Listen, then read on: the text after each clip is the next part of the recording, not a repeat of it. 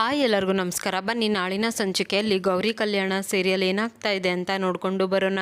ಈ ಕಡೆ ಕಾಂತ ಮತ್ತು ಗೌರಿ ಇಬ್ಬರು ಕೂಡ ಫೋನಲ್ಲಿ ಮಾತಾಡಿದ ತಕ್ಷಣ ಸ್ಯಾಮ್ಗೆ ಫೋನ್ನ ವಾಪಸ್ ಕೊಡ್ತಾಳೆ. ಅದೇ ಟೈಮಿಗೆ ಗೌರಿ ಕೂಡ ಸ್ಯಾಮ್ ಹತ್ರ ಕವಿಯವರೇ ಏನು ಮಾಡ್ತಾ ಇದ್ದೀರಾ ಅಂದಾಗ ಏನಿಲ್ಲ ಅದಕ್ಕೆ ಹಾಗೆ ಒಂದೆರಡು ಕವಿತೆನ ಬರೆದಿದ್ದೀನಿ ಅಂತ ಹೇಳ್ತಾನೆ. ಹೌದಾ, ಹಾಗಿದ್ರೆ ನನಗೂ ಕೂಡ ಹೇಳ್ಬೋದಾ ಅಂದಿದ ತಕ್ಷಣ ಸ್ಯಾಮು ಬರೆದಿರೋ ಕವಿತೆನ ಹೇಳಿದಾಗ ಎಷ್ಟು ಚೆನ್ನಾಗಿ ಬಂದಿದ್ದೀರಾ, ಪ್ರತಿಯೊಂದು ಪದ ಒಂದೊಂದು ಪದನೂ ಕೂಡ ಎಷ್ಟು ಅರ್ಥ ಕೊಡ್ತಾ ಇದೆ ಅಂತ ಗೌರಿ ಹೇಳಿದ ತಕ್ಷಣ ಅದಕ್ಕೆ ನಿಜ ಹೇಳಬೇಕು ಅಂದರೆ ನನ್ನ ಕವಿತೆನ ಇಷ್ಟು ದಿನದಲ್ಲಿ ಕೇಳಿದ್ದು ಹಾಗೆ ಹೊಗಳಿದ್ದು ಅಂದರೆ ಅದು ನೀವು ಮಾತ್ರ ಅಂತ ಹೇಳ್ತೇನೆ. ಎಷ್ಟೋ ಸಲ ನಾನು ಕವಿತೆ ಬರೆದು ಹೇಳ್ತೀನಿ ಅಂದರೆ ಮನೆಯವರೆಲ್ಲರೂ ಕೂಡ ಕಿವಿ ಮುಚ್ಕೊಂಡು ಓಡ್ತಾ ಇರ್ತಾರೆ, ಆದರೆ ನೀವು ಮಾತ್ರ ಪ್ರತಿ ಸಲ ನನ್ನ ಕವಿತೆನ ಕೇಳ್ತಾನೆ ಇರ್ತೀರಾ ಅಂತ ಹೇಳಿದ ತಕ್ಷಣ ಅಯ್ಯೋ ಕವಿಯವರೇ, ನೀವು ಇಷ್ಟು ಚೆನ್ನಾಗಿ ಕವಿತೆನ ಬರೆದಿದ್ದೀರಾ ಅಂದಮೇಲೆ ಒಂದಲ್ಲ ಒಂದು ದಿನ ನೋಡ್ತಾ ಇರಿ, ಈ ನಿಮ್ಮ ಕವಿತೆ ಫೇಮಸ್ ಆಗೇ ಆಗುತ್ತೆ, ಆ ದಿನ ಬೇಗ ಬರುತ್ತೆ ಅಂದಿದ ತಕ್ಷಣ ಸ್ಯಾಮ್ಗೂ ಕೂಡ ತುಂಬಾ ಖುಷಿ ಆಗಿಬಿಡುತ್ತೆ. ಅದೇ ಟೈಮಿಗೆ ಗೌರಿ ಕೂಡ ಇಲ್ಲಿ ವಿವೇಕ್ ಆಫೀಸ್ಗೆ ರೆಡಿ ಆಗ್ತಾ ಇರಬೇಕಾದ್ರೆ ರೂಮ್ಗೆ ಬರ್ತಾಳೆ. ಬಂದಿದ್ದ ತಕ್ಷಣ ಈ ಕಡೆ ವಿವೇಕ್ ಕೂಡ ಗೌರಿನ ನೋಡಿಬಿಟ್ಟು ಕಬೋರ್ಡಲ್ಲಿ ಅಮೌಂಟ್ ಇಟ್ಟಿರ್ತಾನೆ ಅಲ್ವಾ, ಗೌರಿ ಅದನ್ನು ನೋಡಿ ನಗ್ತಾ ಇರ್ತಾಳೆ. ಅವಾಗ ಈ ಕಡೆ ವಿವೇಕ್ ಹೋಗ್ತಾ ಇರಬೇಕಾದ್ರೆ ನಾನು ನಿಮ್ಮ ಹತ್ರ ಏನೋ ಕೇಳಬೇಕಿತ್ತು, ಖರ್ಚಿಗೆ ಸ್ವಲ್ಪ ದುಡ್ಡು ಬೇಕಿತ್ತು ಅಂತ ಹೇಳಿದಾಗ ಅಲ್ಲ ನಿನ್ಗೇನಾಗಿದೆ, ನಿನ್ನೆ ರಾತ್ರಿನೇ ಹೇಳ್ದೆ ತಾನೆ ಕಬೋರ್ಡಲ್ಲಿ ದುಡ್ಡಿರುತ್ತೆ, ಯಾವಾಗ ಎಷ್ಟು ಬೇಕಾದರೂ ನೀನು ಬಳಸ್ಕೋಬೋದು ಅಂತ ಹೇಳಿದಾಗ ಅಯ್ಯೋ ಹಾಗೆ ಹೇಳ್ದೆ ಕೇಳಿದೆ ನಾನು ಹೇಗೆ ಬಳಸ್ಕೊಳ್ಳೋಕ್ಕಾಗುತ್ತೆ, ಅದಕ್ಕೆ ನಿಮ್ಮ ಹತ್ರ ಒಂದು ಮಾತು ಕೇಳಿದೆ ಅಂತ ಗೌರಿ ಹೇಳ್ತಾಳೆ.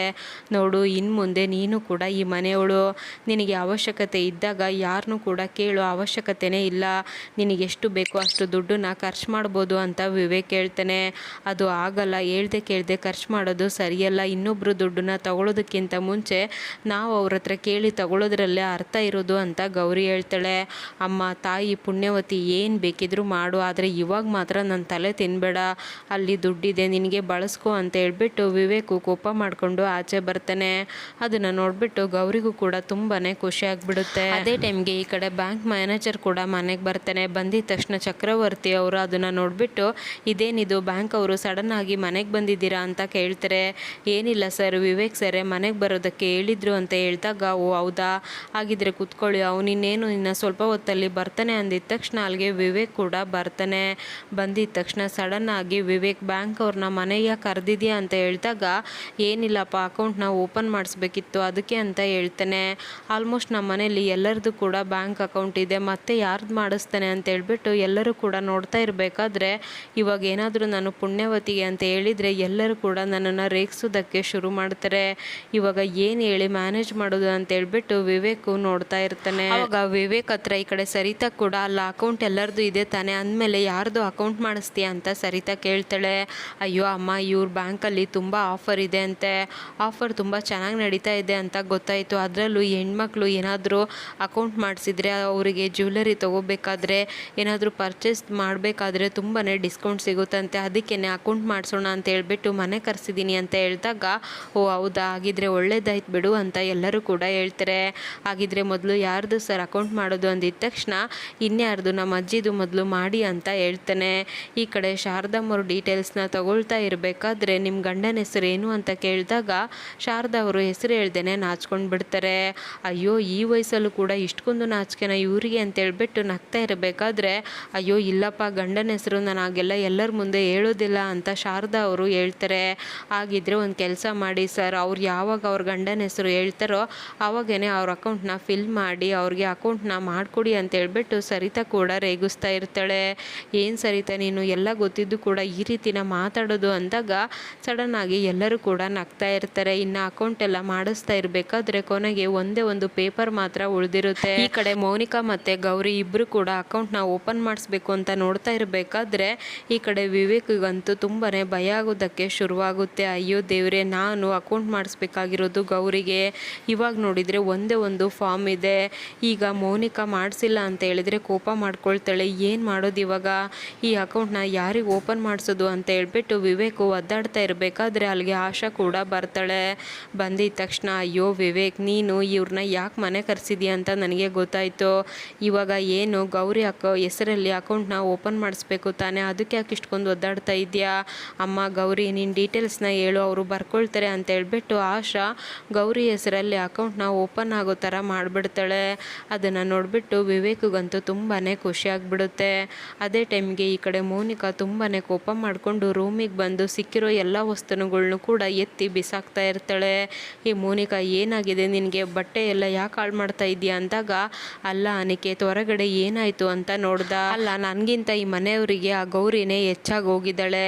ನನ್ನ ಅಕೌಂಟ್ ಮಾಡಿಸೋದು ಬಿಟ್ಟು ಹೋಗಿ ಹೋಗಿ ಆ ಗೌರಿ ಅಕೌಂಟ್ನ ಮಾಡಿಸಿದ್ದಾರೆ ಅಂದಿದ ತಕ್ಷಣ ನಿಮ್ಮ ಅಕ್ಕ ಏನು ಅಂತ ಇವಾಗಾದರೂ ಅರ್ಥ ಆಯ್ತಾ. ಮನೆಯವ್ರನ್ನೆಲ್ಲ ಮರಳು ಮಾಡಿ ತನ್ನ ಕೈ ವಶದಲ್ಲಿ ಇಟ್ಕೊಂಡಿದ್ದಾರೆ. ತನಗೇನು ಬೇಕೋ ಸರಿಯಾದ ಸಮಯಕ್ಕೆ ಅವಳು ಸಾಧನೆನ ಮಾಡ್ಕೊಳ್ತಾ ಇದ್ದಾಳೆ ಅಷ್ಟೇ ಅಂದಿದ ತಕ್ಷಣ, ಅಲ್ಲ ಅನಿಕೇತ್, ವಿವೇಕು ಗೌರಿಗೋಸ್ಕರ ಎಷ್ಟೆಲ್ಲ ಮಾಡ್ತಾ ಇದ್ದಾನೆ, ಆದರೆ ಮದುವೆ ಆಗಿ ಇಷ್ಟು ದಿನ ಆದ್ರೂ ಕೂಡ ನೀನು ನನಗೋಸ್ಕರ ಏನು ಮಾಡಿಲ್ಲ ಅಂತ ಮೋನಿಕಾ ಹೇಳ್ದಾಗ, ಏನಿವಾಗ ನಿನಗೆ ಅಕೌಂಟ್ ತಾನೇ, ನಾನು ಮಾಡಿಸ್ತೀನಿ, ಅದನ್ನೇ ಒಂದು ದೊಡ್ಡ ಕತೆ ಥರ ಮಾಡಿಬಿಡ ಅಂತ ಅನಿಕೇತ್ ಕೋಪ ಮಾಡ್ಕೊಂಡಿದ್ದ ತಕ್ಷಣ, ಅನಿಕೇತ್ ನನಗೆ ಬೇಕಾಗಿರೋದು ಅಕೌಂಟ್ ಅಲ್ಲ, ಈ ಮನೆಯಲ್ಲಿ ಆ ಗೌರಿಗಿಂತ ಹೆಚ್ಚಿಗೆ ಸ್ಥಾನ ನನಗೆ ಸಿಗಬೇಕು. ಅದು ಬಿಟ್ಬಿಟ್ಟು ಆ ವಿವೇಕು ಗೌರಿನ ಮೆರೆಸ್ತಾ ಇದ್ರೆ ಅದನ್ನು ನೋಡಿಕೊಂಡು ನಾನು ಸುಮ್ಮನೆ ಇರಬೇಕಾ ಅಂತ ಹೇಳ್ತಾಳೆ. ಈ ಗೌರಿ, ನನಗೆ ಸಿಗೋ ಎಲ್ಲ ಅವಕಾಶನೂ ಕೂಡ ನಿನಗೆ ಸಿಗ್ತಾ ಇದೆ, ಆದರೆ ನಾನು ಮಾತ್ರ ನಿನ್ನನ್ನು ಸುಮ್ಮನೆ ಬಿಡೋದಿಲ್ಲ ಕಣೆ. ಈ ಮನೆಗೆ ಯಾವತ್ತಿದ್ರೂ ನಾನೇ ಮೊದಲನೇ ಸೊಸೆ, ಎಲ್ಲನೂ ಕೂಡ ನನಗೇನೆ ಸಿಗಬೇಕು. ಇನ್ನು ಮುಂದೆ ಈ ಮನೆಯಲ್ಲಿ ಅದೇಗೆ ಮಹಾರಾಣಿ ಥರ ಮೆರಿತೀಯ ಅಂತ ನಾನು ಕೂಡ ನೋಡ್ತೀನಿ ಅಂತೇಳ್ಬಿಟ್ಟು ಮೋನಿಕಾ ತುಂಬಾ ಕೋಪ ಮಾಡ್ಕೊಳ್ತಾಳೆ. ಅದೇ ಟೈಮ್ಗೆ ಈ ಕಡೆ ಕಾಂತ ಕೆಲಸ ಮಾಡ್ತಾ ಇರಬೇಕಾದ್ರೆ ಪಕ್ಕದ ಮನೆಯವರೆಲ್ಲರೂ ಕೂಡ ಬರ್ತಾರೆ. ಬಂದಿದ ತಕ್ಷಣ, ಏನಕ್ಕ ಕಾಂತ, ಮದುವೆ ಮಾಡಿ ಕೊಟ್ಮೇಲೆ ನೀನು ಮಕ್ಕಳನ್ನೆಲ್ಲ ಮರ್ತಿದ್ಯಾ ಅಂತ ಅನಿಸುತ್ತೆ. ಎಷ್ಟೇ ಆಗಲಿ ಇವಾಗ ಮೋನಿಕಾ ಪ್ರೆಗ್ನೆಂಟ್ ತಾನೆ, ಅವಳಿಗೆ ಏನಾದರೂ ತಿನ್ನೋದಕ್ಕೆ ಮಾಡ್ಕೊಂಡು ಹೋಗಿದ್ದ ಅಂತ ಕೇಳಿದಾಗ, ಅಯ್ಯೋ ಇವಾಗ ಅವಳು ದೊಡ್ಡ ಮನೆಗೆ ಸೊಸೆ ಆಗಿ ಹೋಗಿದ್ದಾಳೆ, ನಮ್ಮನೆ ತಿಂಡಿ ತಿನಿಸುನೆಲ್ಲ ಅವಳೆಲ್ಲಿ ತಿಂತಾಳೆ ಅಂತ ಯೋಚನೆ ಮಾಡ್ತಾ ಇರಬೇಕಾದ್ರೆ, ನೋಡು ಕಾಂತಕ್ಕ, ಮಕ್ಕಳನ್ನ ಮದುವೆ ಮಾಡಿ ಕೊಟ್ಮೇಲೆ ನಮ್ಮ ಕರ್ತವ್ಯ ಅಲ್ಲಿಗೆ ಮುಗಿಯೋದಿಲ್ಲ. ನಾವು ಎಂಥ ಬಡವರಾದ್ರೂ ಕೂಡ ನಾವು ಮಾಡೋ ಕರ್ತವ್ಯನ ಮಾಡಬೇಕು ತಾನೆ. ಅದರಲ್ಲೂ ಕೂಡ ಇವಾಗ ಅವಳು ಪ್ರೆಗ್ನೆಂಟು, ಅವಳಿಗೆ ಶ್ರೀಮಂತ ಬೇರೆ ಮಾಡಬೇಕು. ಆದಷ್ಟು ಬೇಗ ನೀನು ಮೋನಿಕಾ ಹತ್ರ ಮಾತಾಡಿ ಇದ್ರ ಬಗ್ಗೆ ಎಲ್ಲ ವ್ಯವಸ್ಥೆ ಮಾಡ್ಕೋಬೇಕು. ಇಲ್ಲ ಅಂದರೆ ಗಂಡು ಮನೆಯವರು ಮದುವೆ ಮಾಡಿ ಮಕ್ಕಳನ್ನ ಕಳಿಸಿದರೆ ಹೊರತು ಏನು ಕೂಡ ಮಾಡಿಲ್ಲ ಅಂತ ನಮ್ಮನ್ನೇ ಆಡ್ಕೊಳ್ಳೋದು ಅಂದಿದ ತಕ್ಷಣ, ಇವ್ರು ಹೇಳೋದ್ರಲ್ಲೂ ಕೂಡ ಅರ್ಥ ಇದೆ. ಎಷ್ಟೇ ಆಗಲಿ ಕೆಟ್ಟವಳು ಒಳ್ಳೆಯವಳು, ಅವಳು ಕೂಡ ನನ್ನ ಮಗಳೇ. ಇವಾಗ ಮೋನಿಕಾ ಬೇರೆ ಪ್ರೆಗ್ನೆಂಟು, ಅವಳಿಗೆ ಏನು ಇಷ್ಟ ಆಗುತ್ತೋ ಏನೋ, ನಾನು ಮಾಡ್ಕೊಂಡು ಹೋದರೆ ಅವಳು ತಿಂತಾಳೋ ಇಲ್ವೋ ಅದನ್ನು ಕೂಡ ಗೊತ್ತಿಲ್ಲ. ಅವಳು ತಿಂದ್ರೆಷ್ಟು ಬಿಟ್ರೆಷ್ಟು, ನನ್ನ ಕರ್ತವ್ಯನ ನಾನು ಮಾಡ್ತೀನಿ ಅಂತ ಹೇಳ್ಬಿಟ್ಟು ಈ ಕಡೆ ಕಾಂತ ಕೂಡ ಯೋಚನೆ ಮಾಡ್ತಾಳೆ. ಇನ್ನು ವಿವೇಕ್ ಕೂಡ ಆಫೀಸ್ಗೆ ಹೊರಟಿ ಆಚೆ ಕಡೆ ಬಂದಾಗ ಕಾರಲ್ಲಿ ಗೌರಿ ಕೂಡ ಇರ್ತಾಳೆ.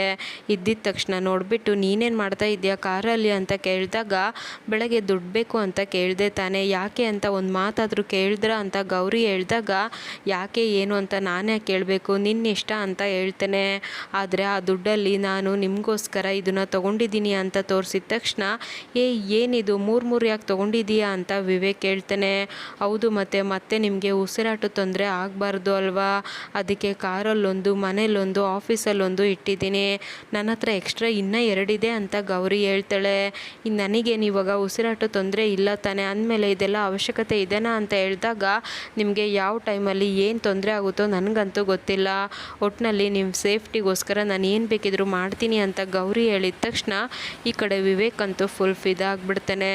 ಅದೇ ಟೈಮ್ಗೆ ಸ್ಯಾಮ್ ಹತ್ರ ಬಂದುಬಿಟ್ಟು, ಸ್ಯಾಮ್, ನನಗೆ ಕಾರ್ ಡ್ರೈವಿಂಗ್ ಕಲಿಬೇಕು ಅಂತ ಅನ್ನಿಸ್ತಾ ಇದೆ, ಅರ್ಜೆಂಟಲ್ಲಿ ಮನೇಲಿ ಯಾರೂ ಇಲ್ಲ ಅಂದಾಗ, ಅಟ್ಲೀಸ್ಟ್ ನನಗಾದರೂ ಡ್ರೈವಿಂಗ್ ಬರಬೇಕು ತಾನೇ, ಮೊನ್ನೆ ನಿಮ್ಮ ಅಣ್ಣನ ಕಾಪಾಡ್ಕೊಳ್ಳೋದಕ್ಕೆ ನಾನು ಎಷ್ಟೆಲ್ಲ ಪರದಾಡಿದ್ದೀನಿ, ಅದಕ್ಕೋಸ್ಕರ ನನಗೆ ಕಾರ್ ಡ್ರೈವಿಂಗ್ ಕಲಿಸೋಕ್ಕಾಗುತ್ತಾ ಅಂದಾಗ, ಅಯ್ಯೋ ಅದಕ್ಕೆ ನೀವು ಅಲ್ಲಿ ಇಲ್ಲಿ ಹೋಗಿ ಕಲಿಯೋ ಅವಶ್ಯಕತೆ ಇಲ್ಲ, ನಾನೇ ಇದ್ದೀನಿ ತಾನೇ, ನಾನೇ ನಿಮಗೆ ಕಾರ್ ಡ್ರೈವಿಂಗ್ನ ಕಲಿಸ್ತೀನಿ ಅಂತ ಹೇಳ್ಬಿಟ್ಟು ಸ್ಯಾಮು ಗೌರಿಗೆ ಹೇಳ್ತಾನೆ. ಇದಿಷ್ಟು ನಾಳಿನ ಸಂಚಿಕೆ. Thank you so much every one.